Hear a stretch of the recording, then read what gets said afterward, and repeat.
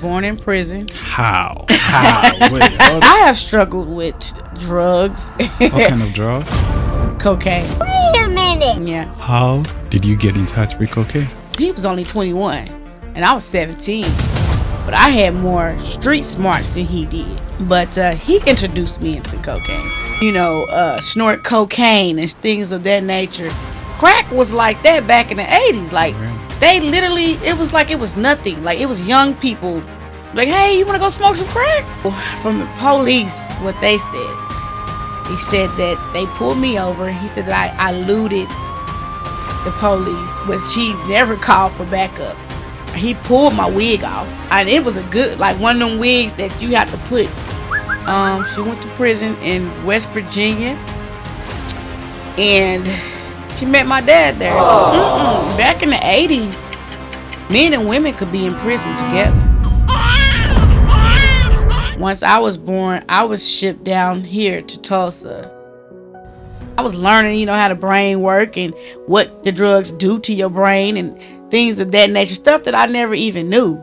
And then, you know, you sitting in a room with people who are, you have doctors, you had lawyers in there, you had IMSA people in there, you had teachers, people who had did drugs, who had lost their families. Me and my sister was upstairs. We could hear them downstairs arguing. And then I remember just the police pulling up and they were like, we're going to be back. Good morning, good afternoon, good evening, beautiful people, wherever you watching us from around the world. Yep. Welcome once again on that great episode on One-on-One on K84 Podcast with your host and friend, Kenna the Greatest.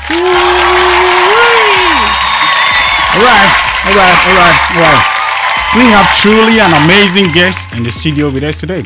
But before that, make sure to become part of the K84 family and community by liking, following, sharing, and subscribing on all social media platforms. Stick around, the show kicks off right after this.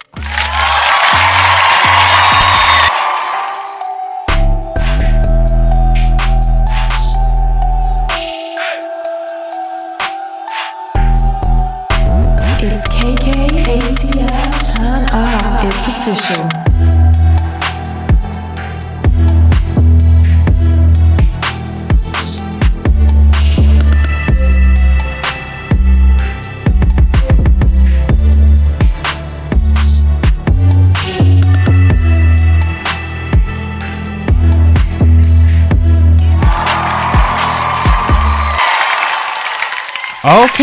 Okay, before we proceed to give you what you need, if you got a story to share, I want to be part of the show, I want to sponsor or do business with us, just shoot us a text on the number you see on your screen and we will get in touch with you. Ladies and gentlemen, my guest for the day.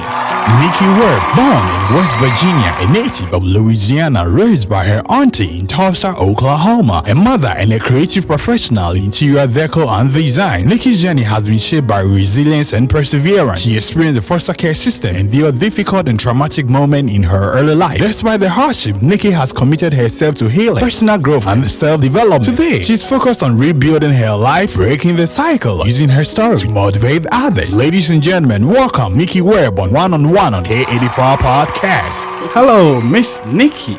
How you doing? I'm blessed. You know, your favorite. Okay. You know, I love to play these games with my guests, right? Okay. So before we dive into the conversation, I ask you certain random questions and then you got to choose one. So, McDonald's or Chick-fil-A? Chick-fil-A. Why? Because it's chicken. I mean, who the fuck wants rubber ducky burgers? I'm just asking. I know.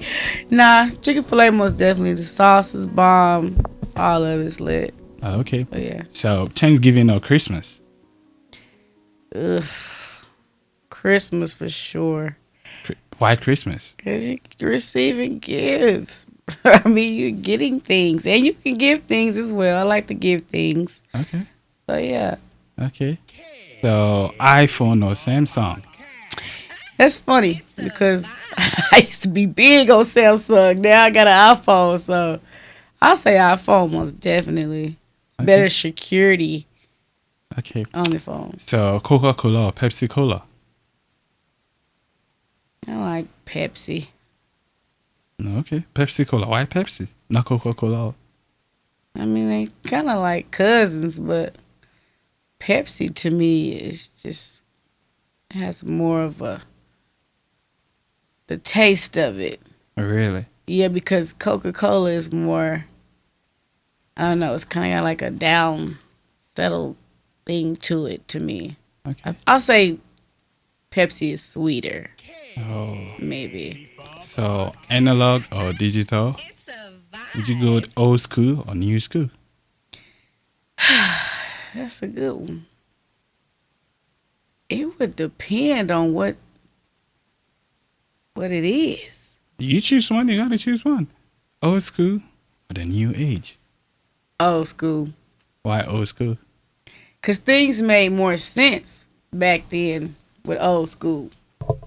So most definitely old school. Okay. Okay. All right, Miss Nikki. How you doing today and how is life? It's a journey for sure. I will say that. It's ups and downs, right? Like it's a lot of shit being thrown, you know, I don't know. I feel like a brick. You know what I'm saying? Yeah. I feel like a brick house.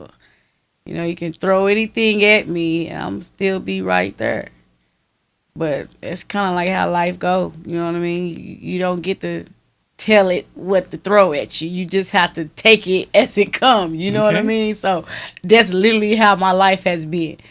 And, you know, like when I was younger,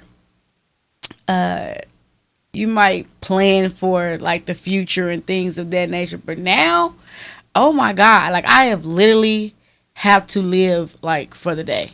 Like just to make it through that day. How? Well, since we talking about it, I'm in drug court. I'm in DUI courts. Okay, hold on. We're gonna come on that. Like, Yeah. I wanted to build the story. Yeah. Yeah. Yeah. Yeah. Sure. We're gonna come on that. So, how did you grow up?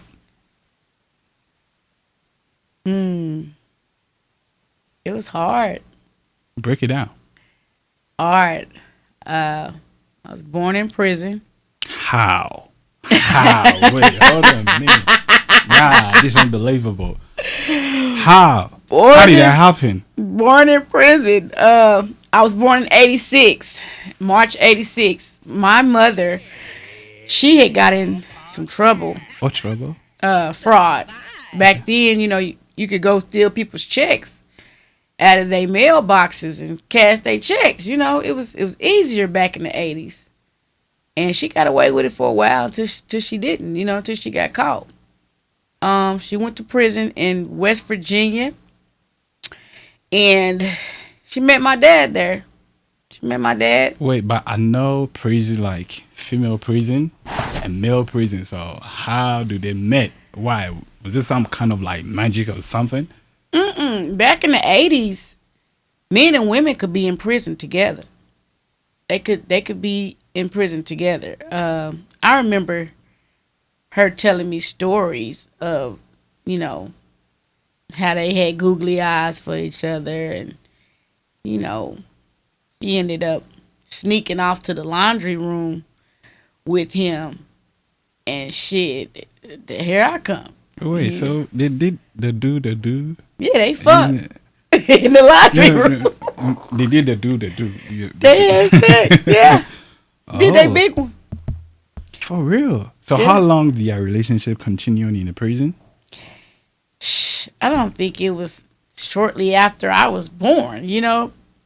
But to be honest, I don't really know how far it went, because once I was born, I was shipped down here to Tulsa to her sister, which is my Aunt Faye. And she had to finish her time. So I didn't meet my mom till I was 5. You mean to say your mom gave birth to you in the prison, Yeah, she gave birth to me in prison. and then And- your aunt took care of you? My aunt took care of me, correct. Oh, But I didn't meet my mom till I was 5, because she had to finish her time in prison. She had to finish her sentence. So I didn't get to meet her until I was 5. afterward, did your mom and your dad did they get married? Oh, Nah, of course not. really? Nah. He actually, she told me the stories of him wanting me to go with his mother in Monroe, Louisiana. But I already had an older sister. So she was like, no, I want them to grow up, be with each other, XYZ. So that's how I ended up coming to Tulsa, Oklahoma. But I was born in prison in West Virginia, Greenbrier County. Yeah, I see. true story. So, what's the current relationship between you and your mom? Well, when I met her when I was 5, it was so funny because I remember meeting her. We were at some playground in some apartments back in the day. They was called Comanche, and I remember meeting her by the swings, and I like instantly kind of knew who she was. It was the strangest thing. Could be like a connection you have with babies and mothers, but I knew that was my mama.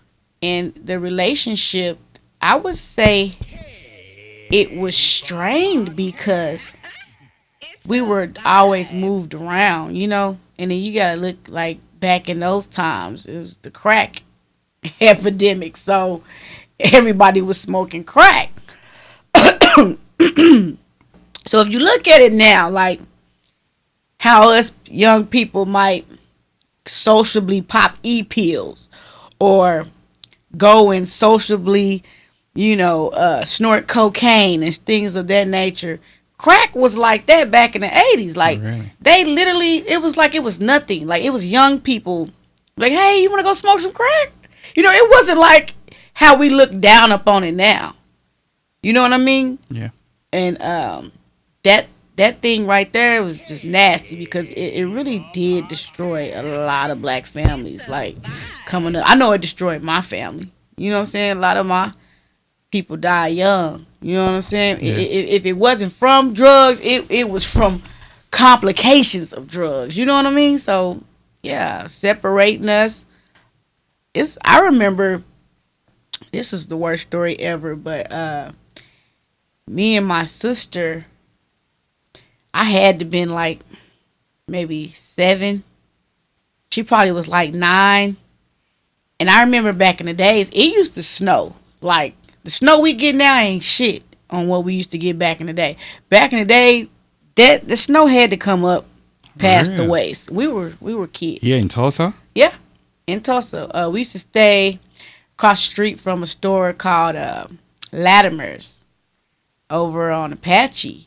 And we stayed in this white house. And I remember she used to leave all the time. So we was used to her leaving. But this particular time, it was really cold outside.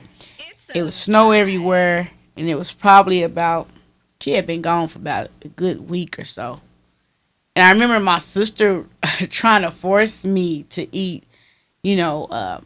pork and beans and, canned goods, whatever she could find. And I remember we got tired of waiting on her. And we said, we're gonna go look for mama. We're gonna go backtrack some of the places that we knew she hung out at. And I remember us being small children and it was dark outside. We were walking in the snow with it up to our damn chest, knocking on different houses that we knew she hung out at, asking these grown-ups, have they seen our mother? And the cold part about it is, they was telling us she wasn't there, but nobody offered to help us. Nobody offered to let us in or anything. And it was cold as fuck outside. You know what I'm saying? And I remember us walking back home, and it's dark, and it's snow. And we try to unthaw our hands, hands froze. We running water, messing them up even more. But we didn't know no better, you know what I'm saying? And I remember when she did come home, it was like she never left. Like, we was just so glad to have her back. It didn't matter if she smoked. We didn't know she did drugs at the time, but I'm just saying, we didn't give a damn. We was just glad that mama was back. You know what I'm saying? Yep. So as we got into adulthood, getting older, teenagers, I'm sorry, not adulthood, but we grew up a little bit more. Her and my brother, I had an older brother who was adopted, so his life was peachy. But anyway, they were into it about something, and he called DHS on her, and we How got. did that happen? What did he do?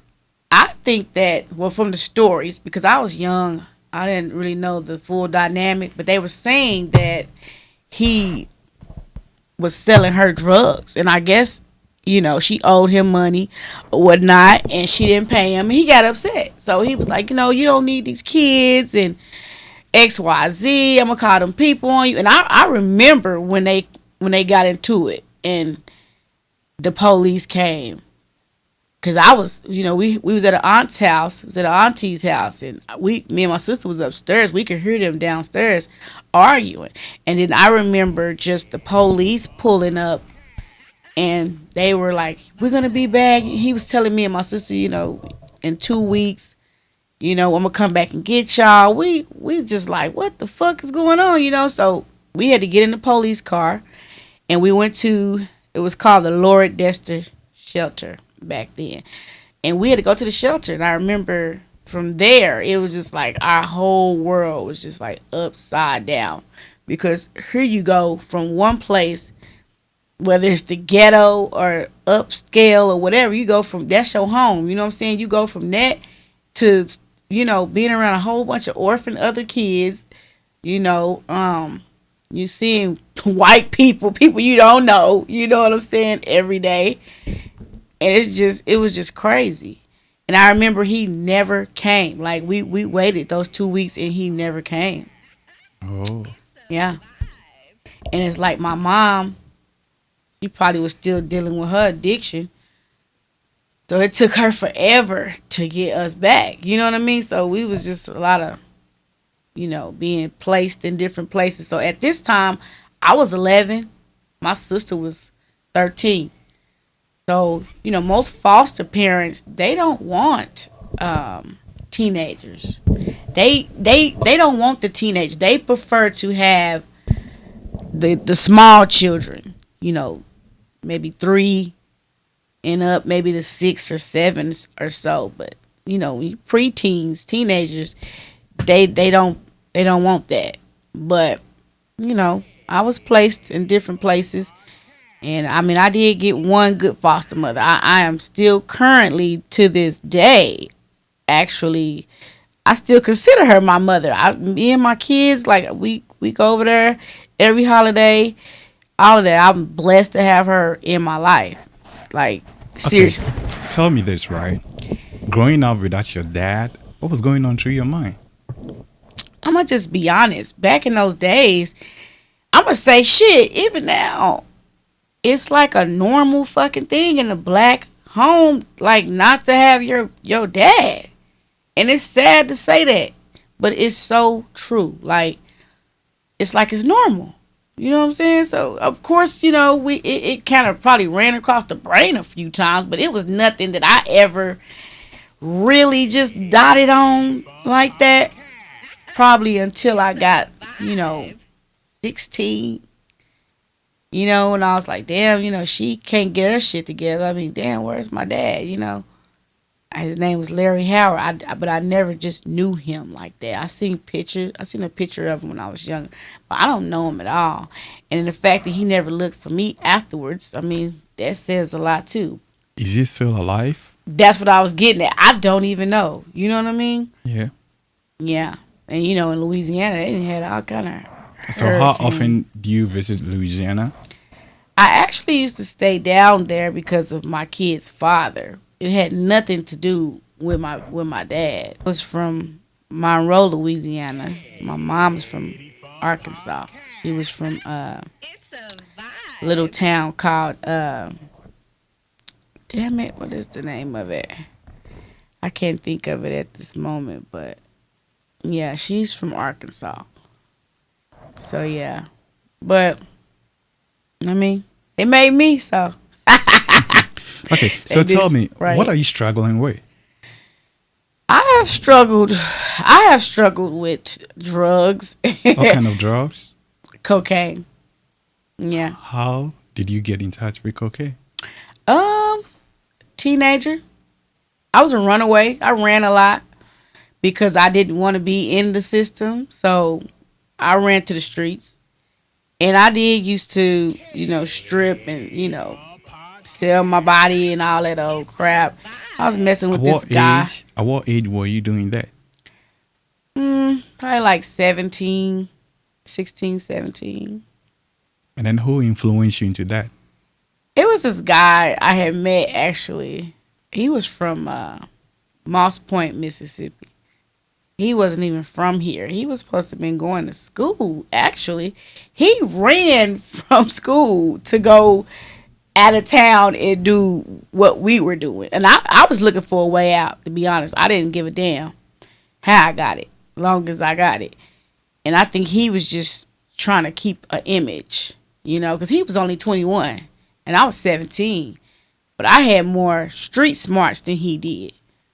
And he had more book smart. Like, I would have to tell, like, micromanaging him on how to handle me, But he introduced me into cocaine. That was, like, never nothing I just went and looked for. That was something he introduced me to. Hear me out on this. Your first time taking cocaine, how did you feel? You know what? That's a good question, because back then we used to do e-pills. So, it was like a mixture of so many different things at that time. I used to drink alcohol and all. I was young. I don't know. It probably gave me a sense of euphoria, feeling, like you were powerful to a certain degree. But, that back then I tried it. It wasn't like it was like a true demon of mine until I reached like my late 20s, early 30s. I tried it back then when I was younger, and then as as life go on, you dib and dabble, but it wasn't like my thing. You know what I'm saying? I probably took bars or e-pills or whatever. And drinking has always been around, right? Because people drink and it's a sociable thing. You go out to the club or you at a family function, you drink. But cocaine didn't become a problem for me until my mom died. When my mama died, I kind of went to the floor then. It was a dub. It was bad. So how bad was she doing it? You said how bad was I doing it? Yep. Ugh. I had to been buying at least over a gram a day. I was like wanting to be numb. And it was to the point to where I was drinking on top of that. So I was have moments where I would black out. Like I would just black out wherever the fuck I was at. I would go to sleep wherever I was at. So I would catch myself waking up, sleep on the ground, still hungover, like looking around like, what the fuck? Like, why? What the fuck is going on? But I would just get up and, clean myself up, whatever. And it was a routine. Like, I would go and get high again, because around the time that my mother died, we were actually close. You know what I mean? Life had went on. I had kids, and things were good. And then she had ended up getting hit by a F-150 truck. Her body flew 50 feet. She suffered for probably a good 2 or 3 months before she just went on and just passed away. And I just remember getting a phone call, and it was like my sister took it super hard. She took it hard. I just remember hearing it. It was kind of like a shock. I was shocked. Like I heard it, but I didn't process it. You know what I mean? It took me a little minute to process it. I remember being angry with God. I had an argument with God the night before the funeral. I was just like, how could you do this to me? Like, here it is. We never had her in our lives. And then when we get her in our life and we get somewhere with her, you take her. So I was real angry with God, And I remember going to the funeral and I didn't have a tear left in me because I had cried all that night and argued with God about it. So when I got to the funeral, my whole family, they was kind of like, damn, she's not as, she not angry. She ain't crying. I was actually laughing and I was uplifting everybody else. I actually got up and spoke and everything. But looking back at that time, I can't believe like how strong I really was. But I really wasn't. I really was masking my pain because I was getting high. So tell me this, right? Yeah. At what point did you find out cocaine was being a problem? So here we go.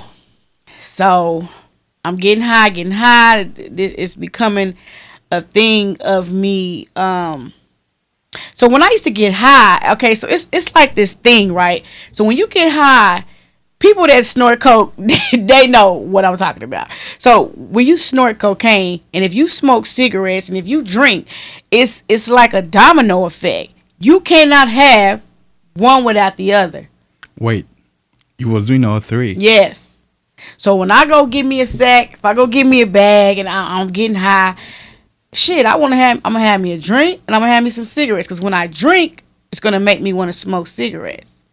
The snorting the cocaine, it's gonna make me want to drink. So all three of them combined is like it's a dynamic duo. Like you had to have all three back in those times if that's what you was doing. I mean, me personally, I wouldn't go get no cocaine if I didn't have a drink and I didn't have no cigarettes. Where were you getting it from? Who was your supplier? Now I can't go into details about all that. I can't do all that. I'm curious. Yeah, but it was from people that I trusted, because even back then, because now you got fentanyl and all that. But even back then, you can get a batch of some bad shit and, you be pissed the fuck off. It'd be a waste of money, So I always went to people that I knew that was swerving some good shit and, that I could trust them. You know what I'm saying? Most definitely. And you most definitely want to cop from somebody who is not, looking down upon you either. Because you like, back sometimes it kind of be like a secret society. But it's like if you go to the club, everybody who snort coke in the club damn near know the other people who snort it. Because we all run in the same circles.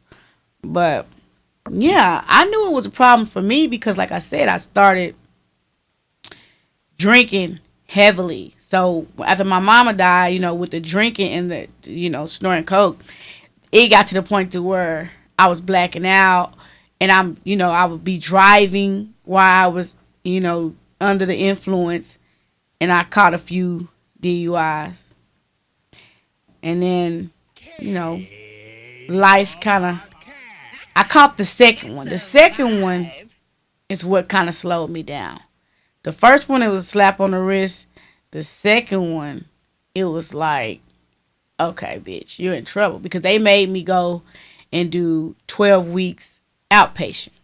So you don't have to go admit yourself into the rehab. But you do have to still go to the AA meetings. And they do UAU every time that you come.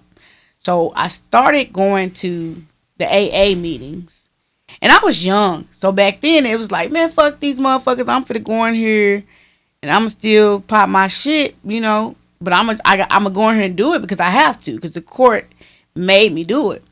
But the more that I did it, it was more like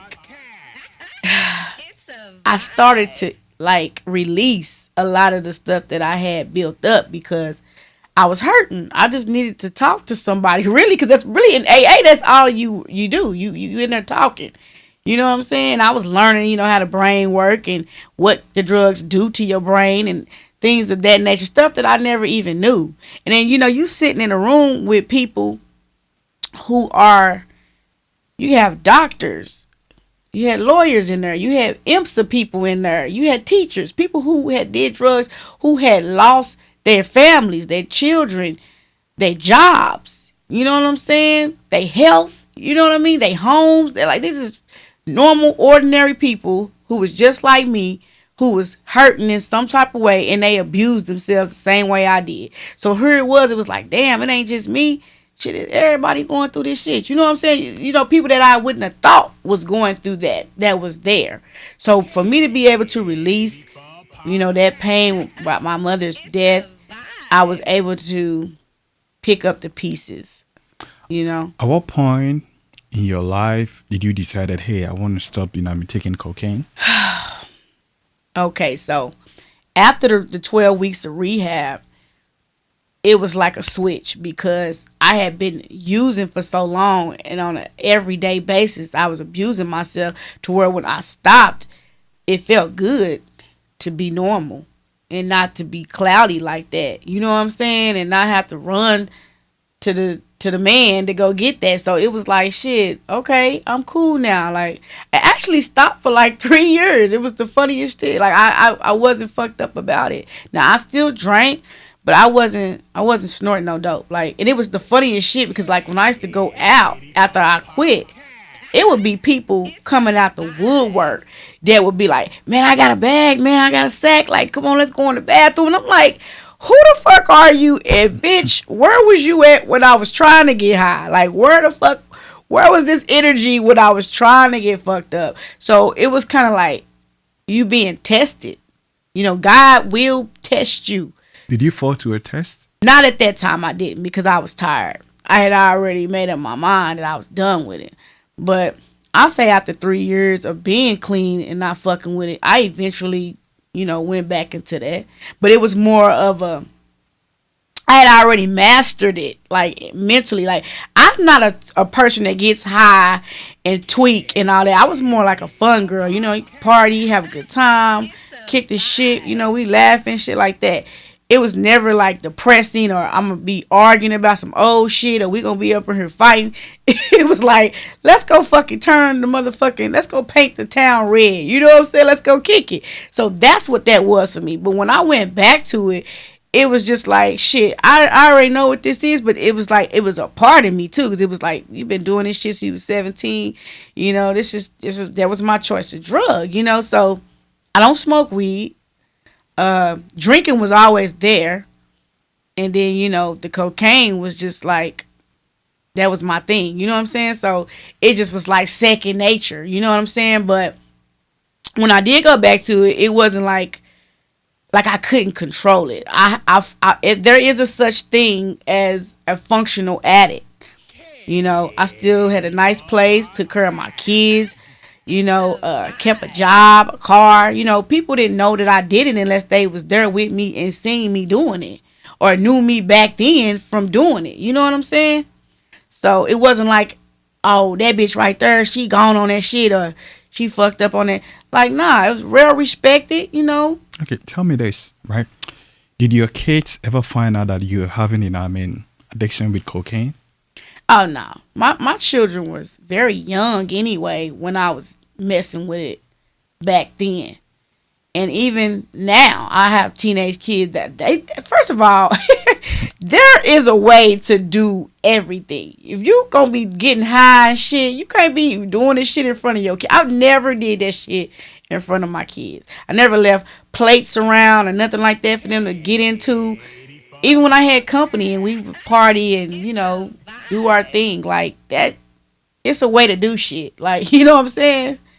Seriously. But no, the kids never knew. Now, alcohol became my demon. Like, the past 5 years? So from rolling over from the cocaine to it being alcohol. So I was with a guy for 10 years. He helped raise my kids. He was 30 years older than me. He ended up messing with one of my best friends, and it just fucked me up because when they were having their affairs and shit, all of this shit happened when my mama died, when I had found out about it. So it was like I was not only being hit by my homegirl messing with my man and then blasting it all over social media. It was him and being in denial about it. And mind you, I knew this young lady way before I even knew him. So she was like family. She was like my sister. You know what I'm saying? So it was like, damn, bitch, you done fucked all his goddamn brothers. what the fuck you gonna do with this motherfucker? Like, and even if you did, like, bitch, why you didn't get no money? Where is the money? Because he wasn't nothing but a good ass sugar daddy. Like, where you didn't get no money, dumbass? You just got fucked. Like, it was just fucked up. And she had did a lot of things in front of my kids. My kids ended up letting me know that they had seen some things when they were younger, but they didn't understand what they were looking at. What exactly did your kids see? I remember my daughter telling me that, you know, she had seen her sitting on his lap and stuff at the house, and, you know, I'll be gone or I'll be comatose, some fucking word, knocked out from being drunk and high, you know, and she would be kissing him and, you know, hugged up with him and shit in the house. I've seen certain things, but I used to tell myself that it wasn't true because I was under the influence. I remember one time we were at the table in the kitchen and, you know, we was, you know, playing cards or whatever, we drinking, we getting high, we got the music on, and I remember seeing him, he had like touched her ass or something like up under the table. And when I said something about it, they both was like, you know, you tripping out, you know, you tripping because you high, you know, whatever. And in the back of my mind, I'm like, well, maybe I am tripping, you know, maybe I'm seeing shit. So when it all came out, it was kind of like, I'm like, what the fuck? Like how the fuck? I didn't see it. You know what I mean? So, but how could I? I was too busy getting high. I was too busy numbing myself from the pain that I was already going through. So I really wasn't looking at what was going on in my household.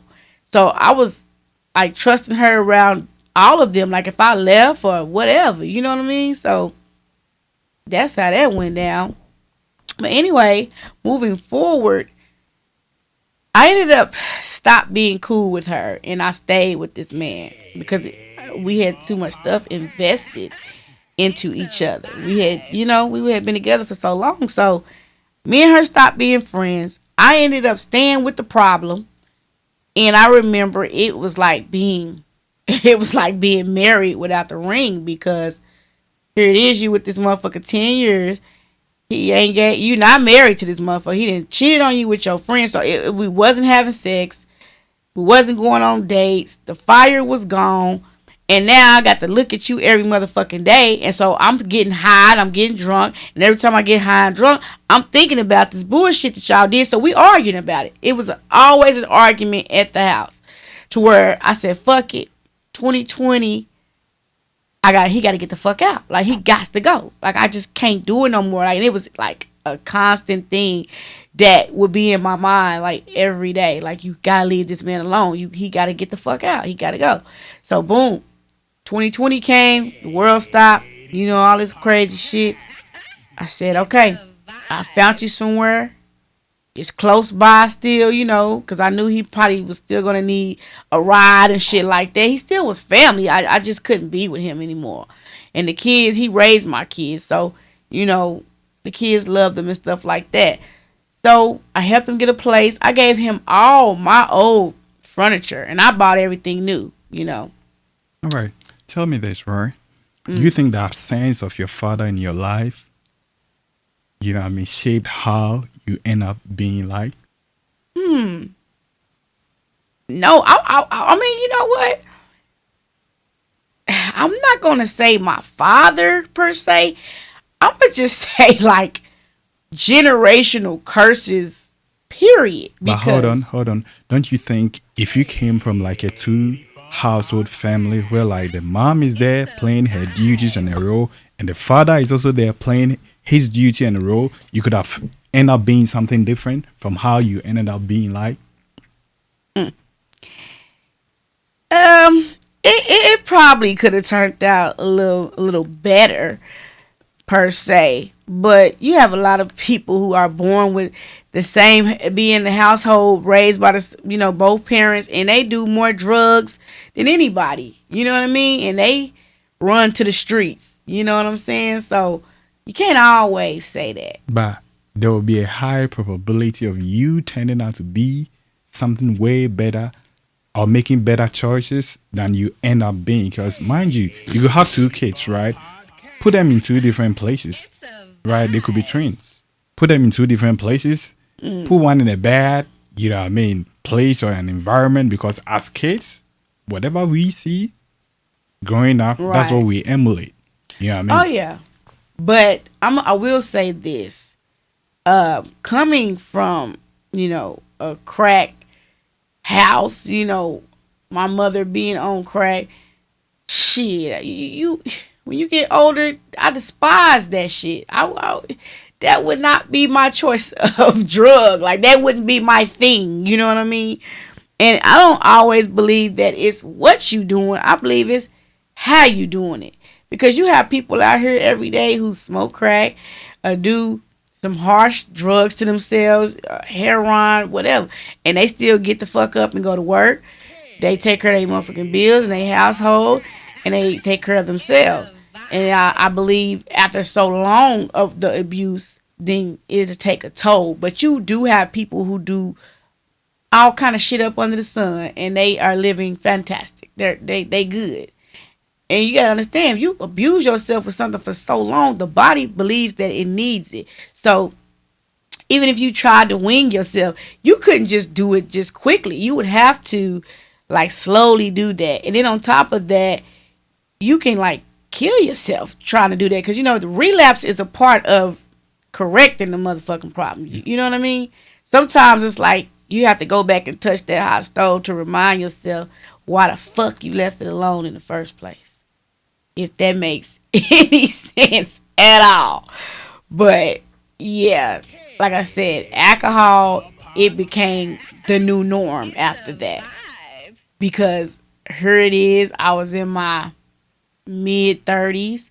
I finally put the man out. I wasn't really quick on dating anybody at the time because I was still trying to process the breakup with him.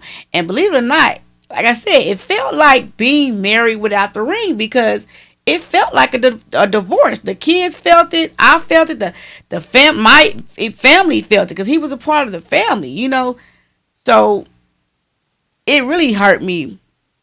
I had went to go visit him one time. This probably was like 2 weeks after we broke up, after he moved out. And I remember coming into his apartment and I was like, the way his house, his apartment was made, I walked straight towards him because he was in the kitchen. But his living room was set to the side. And I could feel something there, but I was so busy talking to him and I wasn't paying attention. I remember looking over and it was this woman there. And I'm like, what the fuck? Like, you already done moved on. It ain't even been 2 weeks and here it is. You know what I'm saying? I'm up here trying to figure this shit out. You know what I'm saying? So that was hurtful to see that in my face. So that let me know you was talking to her before I put you out. You see what I'm saying? He was trying to get his ducks in a row before I put that ass out. So it was like, what the fuck? And come to find out, this bitch had the same name as my mama. Oh. Carolyn. It was so annoying. These old motherfuckers. She had the same motherfucking name as my mama. And it was one of his like childhood sweethearts. Somebody he had been with back in his high school days. So it was like, you bitch. Like, you knew what you was going to do before you did it. So that was another slap in the face. So I would get drunk. And I used to go over there with my homegirl, and I used to start fights, and we used to argue and all this old shit. And I remember she had ended up calling the police on me. But, however, I ended up getting over that. But it attracted a lot of the wrong guys moving forward, right? So I think I was like having a midlife crisis or something because I started working at the strip club. So I had a girlfriend of mine at work. She had been there for years. She's still there. Shout out to my girl, Alicia. She was working there, and she was a black woman. I always thought she was beautiful. And I was just like, hey, how you doing? I stopped going to the clubs in Tulsa. I would just go to the strip club. It was a vibe, Plus, you got a lot of guys that don't mind spinning. You feel me? So that was like the place to be. So for me anyway. So she was like, hey, you're really cute. Like, you should work here. And I'm like, bitch, really? She was like, yeah. So I ended up getting my liquor license. And I had came in there to do, to meet the managers and everything. And they hired me. So, she was trying to show me the ropes on what to do. And I was like a bottle girl. I bring you your drinks, your food, whatever. But I got a great personality, so I used to keep my nails real long back then, so they would glow in the dark, that things of that nature. But I remember I used to go to work, and they gave me the front section. Anybody knows that works at a strip club. When you first start and they put you in that first section, man, you ain't gonna really make that many tips. Okay, tell me this. How long could you go without taking in alcohol? Well, I used to drink every night. That's what I'm getting at. So when I was working at the strip club, I used to have to learn how to carry this big tray that had all the drinks on it. And I remember one night, maybe a couple of times, I almost dropped it. And one time I did drop it where it spilled everywhere. It was embarrassing. And I remember them saying, you're not supposed to drink at work. So I stopped drinking and stuff at work. I used to go to work and be completely sober. But what I used to do was I used to go to the liquor store and I used to go get me a bottle of, what was I drinking at the time? It was 1800. I used to go get me a bottle of 1800 with pineapple juice to come in the can. The real pineapple juice. And I used to leave it on my nightstand because when I used to get off of work at 2:30 in the morning, you count all your money, get what you gonna get for the night, and you go home. I would still be up, so I would go home and I was to drink, and I used to drink, and I used to drink, and I used to drink myself to sleep, and I would go to bed after I listened to my music or whatever, and I'm drunk, and I would go to sleep, and I would get up the next day, I would tend to my kids, whatever, and then I would go back to work, because you go back to work at the strip club probably about 6 o'clock till closing was my hours anyway, so I would go back to work, and it would be that routine. And I would get home, I would drink. I would drink, and my problems away because I just broke up with this man. My household is different. I don't have a man, so, I'm like, what's wrong with me? All of these things that would go through my mind. And I would drink myself for sleep. Now, after that, I didn't realize that this was becoming a thing to where my brain would be like, it's time to drink. You know what I'm saying? It's time for you to have a drink. You know what I'm saying? So this, I'm going to say a good 2-3 times out of the week because, you have days where you hungover. And you have days where you just be like, I'm cool for, it's a Monday. Like, bitch, I ain't going to have nothing today. But at least a good Thursday, Friday, Saturday. Those 3 days, it was like, bitch, it's turn up time. And in my mind, I would drink if I'm cooking dinner. For the kids, I have my music playing. I'll be drinking, I'll be drinking if I get bored. If I get bored, let me pour me a drink. It would be like that type of shit. Or just, it was mainly the boredom though. The boredom will make you go and get high. It'll make you go and get drunk. Now, was I still dabbling with cocaine? Yes, but that wasn't my thing no more. I was more so of an alcoholic because this is like a all the time, everyday thing, especially during the summer. So I used to, have this thing, where guys, try to get at me, whatever. I was talking to this guy I had been knowing for quite some time. And I ended up, he was kind of boring to me. Sex game was kind of trash, but it just wasn't going to work. But I liked it, his homeboy. So I ended up dating and fucking with his homeboy. But I kept it G. I told him, I said, hey man, I'm fucking your friend. We really didn't have shit going on anyway. We was just fucking. So like, you shouldn't even be that mad. But you should at least appreciate the fact that I'm telling you. So boom. Of course, he had a conversation with his boy, all that. But it didn't stop what we was doing. So I started dating this guy. And I was head over heels for this motherfucker. But he was fucked up. Really? He wasn't a good person. And I was so blind to the fact because, let's be honest, a lot of women, they get with these men and they are in a flesh. You know what I'm saying? They not looking at like nothing else at that time. You thinking about fucking and, getting fucked up. Y'all finna kick it. You know what I'm saying? That was the thing. You know what I'm saying? So... And of course the looks, I was real shallow on that type of shit. Looking at how somebody looks, I had that really, really bad. So he was a very nice looking guy. He had just got out of prison. This guy had did 14 years in prison. Mind you, I haven't dated anyone since I had left my ex back in 2020. So here it is, 2021. Here he comes. Fall out the sky. He get out of prison. You know, I can't. You know, men that get out of prison be like the best thing next to sliced bread. You know what I'm saying? They be like, ooh, you know, he ain't been touched that much. You know, look good. Yeah, prison didn't preserve him. You know what I'm saying? And I really didn't know his background like that. I really didn't know who he was. So the more I started fucking with him, I was forcing myself to fuck like on him at one point. I remember in the beginning, he wasn't even really, he was kind of like timid, like fucking with me. But I'm like, come on, man, like look at me, like fuck with me. You know what I'm saying? So we ended up kicking it. He ended up falling for me just as much as I did for him. But our thing was, it was drinking. All right, tell me this, right? You had an incident with the cops. How did that happen? Which one? How many you got so far? I only knew one, so how many you got so far? Okay, so on record, it says that I have 2 incidents where I fought the police. One back in 2015.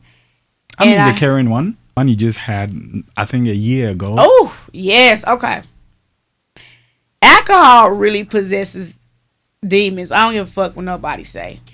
And I'm going to tell you why. So one night, I was at the house and I was bored once again, and I was drinking. I had been drinking some Grey Goose, and Grey Goose is vodka. I'm a tequila drinker. I really prefer to drink tequila, but that night I had Grey Goose, and I ran out of Grey Goose, and I said I'm gonna go to QT, because everybody who drinks, they know, you know, when the liquor store closed, you go to fucking QT. So I went to QT, and I used to drink Chardonnay wine in a goddamn box. It used to come in a box. So I went and got me some Chardonnay wine, and I went back to the house, and I started drinking again. And I said, well, I'm bored. Like, I have to get the fuck out this house. For some reason, when I get drunk, I want to drive. I want to go out. I want to go do something. So I had went towards the Hard Rock Casino. And I always went to the Hard Rock Casino, so it wasn't like it was a big thing. But this in particular night, when I went, I missed the exit to get off at the Hard Rock Casino. Now, when I missed this exit, I didn't know that it was going to put me on the turnpike to where I had to go so many miles before it would take me to the next exit. Now, the next exit that it took me to was called the Shodo exit. And that is a part of Pryor, Oklahoma. Pryor County, or Mays County, Mays County, which is Pryor, Oklahoma. And I swear to God, it was like the devil drove me there himself, because I remember going down the highway, but I don't remember getting off on the exit. I just remember waking up in jail. And I was in a lot of pain. So from the police, what they said, he said that they pulled me over. He said that I eluded the police, which he never called for backup. The only person that was on the scene was him and the goddamn man who towed my car. It's in the middle of the night, in the middle of nowhere, because we talking about country town road, really. So he pulled my wig off, and it was a good, like one of them wigs that you have to put like the combs and shit in. He then pried my whole wig off. He said that I punched him. I stayed in jail for 2 weeks. And I remember they made my bond so high, I had to stay in there for so long for it to come down. So when it did come down, it was like $1,100. And I ended up paying the $1,100, and I bonded out. And I remember when I started going to court, I was asking them, give me the body cam. I need the dash cam. I want to see what happened. I need to see the evidence, the discovery, because I knew he beat me up. I knew he beat my ass. Plus, you know, this is hick town. This is white town. I'm a black woman. You know what I'm saying? Yeah, I was drunk. I can't deny that. But I knew he beat my ass. When I say the whole right side of my body was fucked up for probably like a good 3 weeks or so, you know, from whatever happened that night. But I don't remember. And to this day, I still can't remember what happened that night. I just remember waking up in jail. Anyway, moving forward, I'm still dealing with that. I just got out of jail down there about a month and a half ago. I had to go do a month because I had to go do a 30-day commit. So I had to go down there and do that because I didn't finish some community service that they said I had to do for my probation. They didn't give me a 5 years deferred sentence. They gave me a suspended. So I'm on 5 years probation, 3 years unsupervised, 2 years supervised. Now, moving forward, let's back up a little bit. After I caught that DUI in Meigs County, okay, I started kind of looking at myself a little different. Like, okay, bitch, you getting a little too fucked up. Like, you need to change how you do things.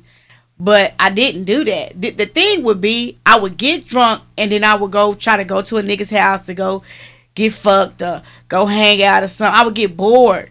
So I would get in my car to go across town because I stayed out east. A lot of some of the niggas I fucked with at that time was out north. So I would have to, drive to them or whatever instead of these niggas coming to my house, which would have been smarter thing to do. But it wasn't like that, It was probably like 5 months after I caught the case in Meigs County. I got drunk again. And this was in January. I caught the case in June in Meigs, and then I caught this in January out here in Tulsa. I got drunk and I went out there and I remember getting pulled over.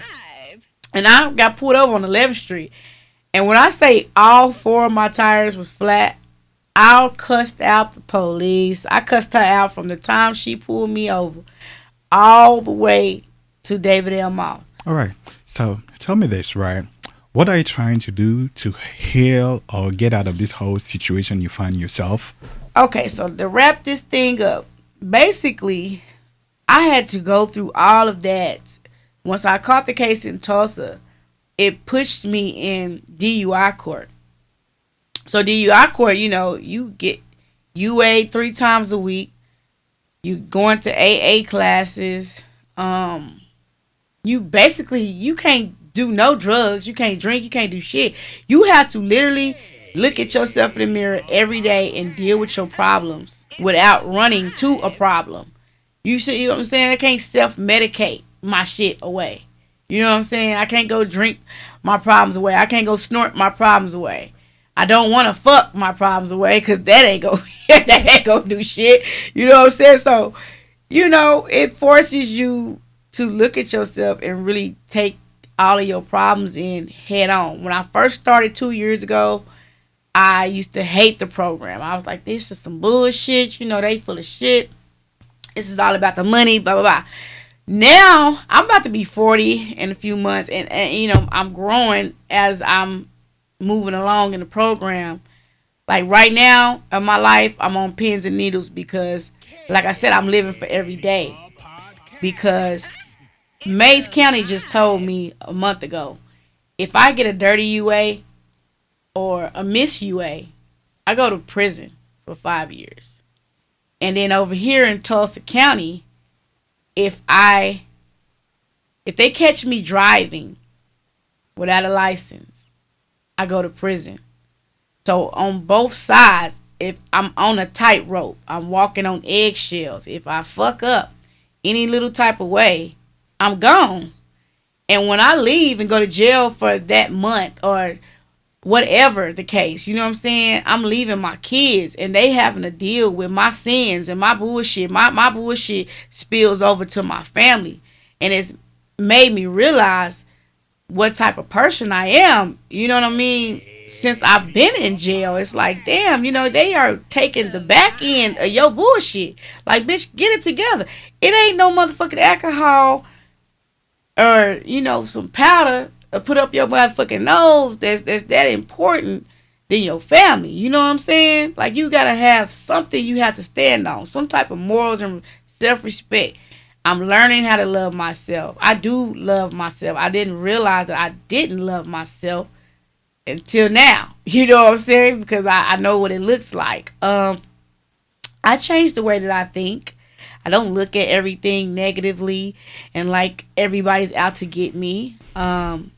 Taking accountability for my actions because it's my fault. You know what I'm saying? So trying to grow up, be better.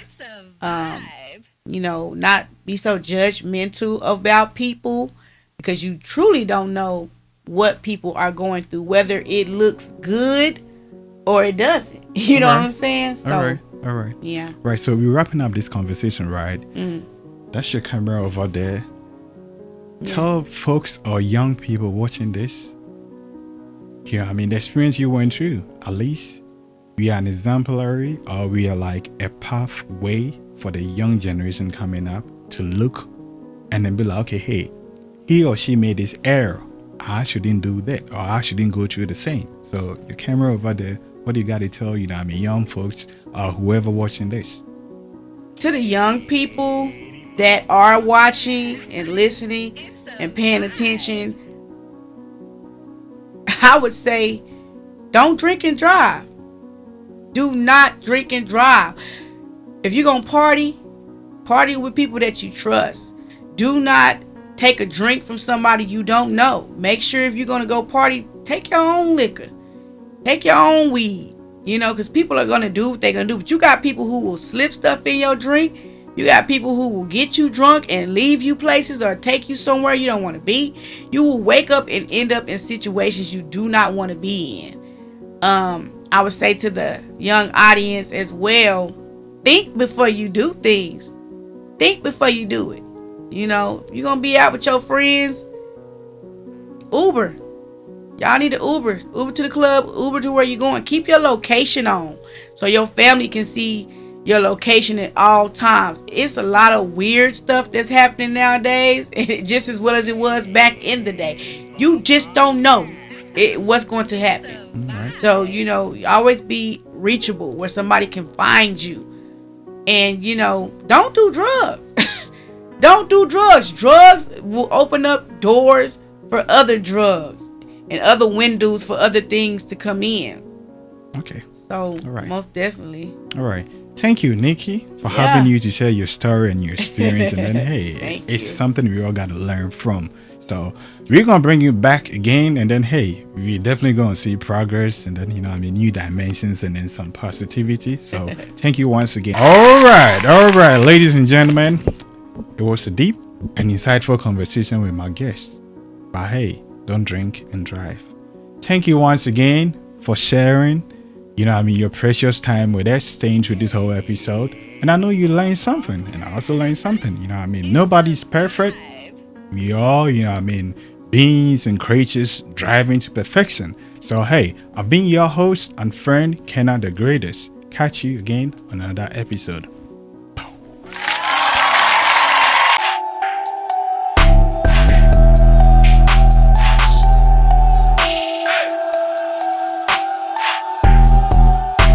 It's KK ATL, turn up, it's official.